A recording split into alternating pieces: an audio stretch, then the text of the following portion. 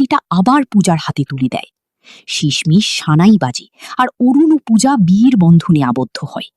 কিন্তু বিয়ের এই চাকচিক্যের মাঝেই একটা সমস্যা লুকিয়েছিল।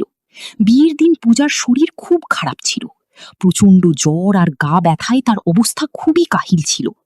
7 পাক ঘোরার সময়ও সে ওষুধের জোরে কোনো রকমে নিজেকে দাঁড় করিয়ে রেখেছিল। বিয়ের সব নিয়মকানুন শেষ হওয়ার পর আসে সেই রাত, যেটাকে প্রত্যেক নতুন বউ তার জীবনের সবচেয়ে সুন্দর রাত বলে মনে করে, বাসর রাত। অরুণ ঘরে আসে আর এদিক ওদিকের কিছু আনুষ্ঠানিক কথার পর সে পূজার কাছাকাছি আসতে শুরু করে। পূজা যে জ্বর আর ব্যথায় ভেঙে পড়ছিল, খুব পরিষ্কার কথায় অরুণকে বলে যে আমার শরীর ভীষণ খারাপ, আমার প্রচন্ড জ্বর আর সারা শরীর ব্যথায় ভেঙে যাচ্ছে, প্লিজ আজ আমরা কিচ্ছু করব না।